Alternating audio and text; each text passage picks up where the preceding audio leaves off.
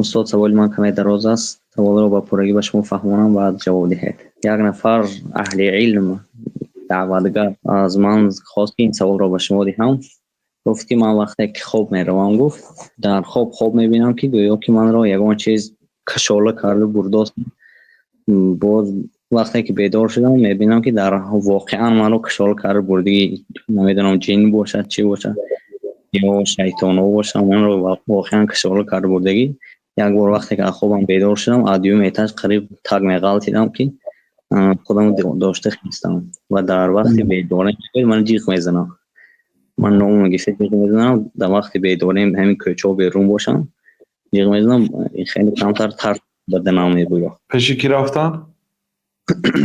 پیشی ملاهای جنخان رفتم میگوید. هیچ چیز نقل نشدم. بعد میگوید که وقتی که من به جنازه ها میروم همین جوی من بسیار میشه. همین حالتی من بسیار میشود. با وقتی که آبادی میکنم با کمتر سری حال میشم. کمتر چی میشم؟ این خیلی سری حال میشم و همه چیز امان گم میشه و جنازه را با پیدا میشه. بله. برای همین بسیاری آدمایی که گرفتاری سحر و گرفتاری جادو هستن به نماز جنازه نمیرن. برای چی؟ نماز جنازه واقعا تاثیر دارد. جن ها میترسن و این برادر ظاهرا از یعنی نقلی که کردید علامتی گرفتاری به جن دارد. بعضی ها در خوابش بسته در کشاده کوچه ها میبرود ساعت 2 شب و خودش نمیداند. بنابراین خیلی آدم باید در پهلوش یک همسرش هست، یک برادرش هست، یک کسی دیگر باید باشد تا اینکه همیشه یعنی با خبر باشن از احوالش. خیلی که گفتید یعنی از آشیانه بالا قریب که خودش میپرتافت. این کار جین میکند. این آدم خودش نمیداند. بنابراین او گفتیم که درباره خودکشا 51% آدمایی که خودشون میکشن سببش نامعلوم میموند. سببش همین جین ها هست. بنابراین تبابت کنن. درست است که مثال به جین ها خانه ها رفتین و تبابت نشده است. هر یک درد علاج دارد و هر یک درد اجل دارد، وقت و ساعت دارد. گاه همون تا وقت و ساعتش پره شدن مقصدی الله تعالی از فرستانیدن بلاها هم امتحان، هم بالا برداشتن مرتبه آدم و این بلاها و مصیبت ها بی حکمت. مصیبت های آدم ها گوناگون. هر یک آدم مصیبتش به خودش خاص. دردی دارد که هر یک آدم این دنیا همین خیلی جاست. تا اینکه همه داند که این دنیا جای راحت نیست، این دنیا جای حیات ابدی جاویدانی این دنیا نیست. به امید این دنیا نشوید، حیات آخرتتون فکرش کنید. هر روز از این دنیا هم بلا میبینه، یا مصیبت یا مشکلی. اگر یه آدم به دفتر تید کنی دردات نویس کنید، مشکلیات پر میشد. چی ها مشکلی داری، چی میخواهی، کاش که این خیلی میشد، کاش که اون خیلی میشد. هر کس یعنی ناراضگی های خودش دارد.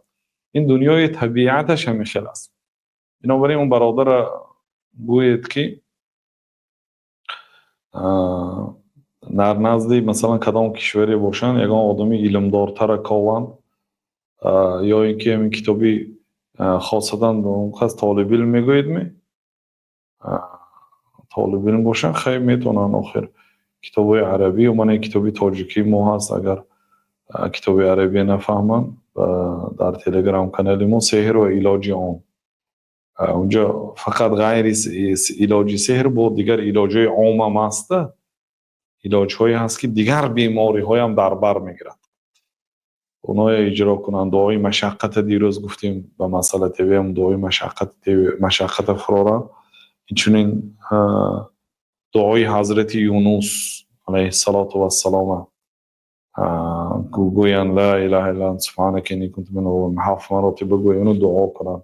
7 مراتب بگوین و دعا کنن. دعا، توکل، یقین، قرائت قرآن، همین چیزا که خودشون رو معالجه کنن.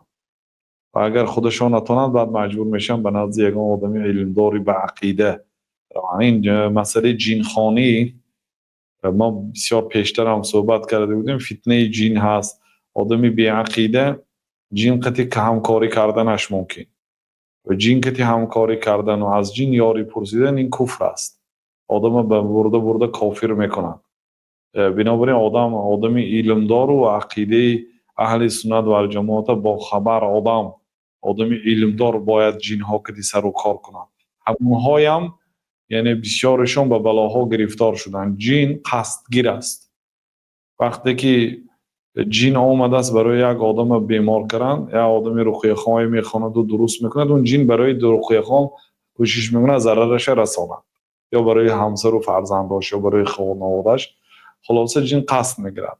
یعنی به این چیزای آمادگیش بیند آدم، نه اینکه مثلا 2 سال جن خانی کند و بعد گرفتاری بلا شد و خودش برمداری جنها داملاهای جن خان گردد. بعد بنابراین ما هیچگاه طالبین مای خرد خاصتا جوانای توصیه نمی کنیم به این کار. بگذاره آدمی پرهیزگاری که سن و سالش از 40 گذشته است، نه علم دارد، تجربه دارد، توکل به الله دارد، ایمان قوی دارد، همین آدم ها این کار کنند. و این کار اصلا علماهای قدیمه برای خودشان یک کسب یا یک تخصص نمیدانستند. خیلی نبود در علماهای قدیمه که فلان عالم جن خان باشد. همین امام احمد، امام بخاری، امام ابو حنیفه یا دیگر علماها، اینا وظیفهشون مردم به علم گفتن، کتاب نوشتن، تعلیم گرفتن بود. لیکن در ضمنش مثلا مسجد به یگان آدم آورد، گفتن که همین آدم بیمار از یگان سوره قرائت کرده صف میکردن. این خیلی نه که تخصص جن خان باشد و لقبشون فلانی جن خان باشد. نه، این خیلی نبودن. مشغول به علم و مشغول به دینداری بودن. لیکن یگان کودک آوردن که یک خان یا آیت قرائت میکردن، یا یک کسی دیگه اومد بیمار است قرائت میکردن یا راهنمایی میکرد. الله شفا دهد برای این برادر. بله.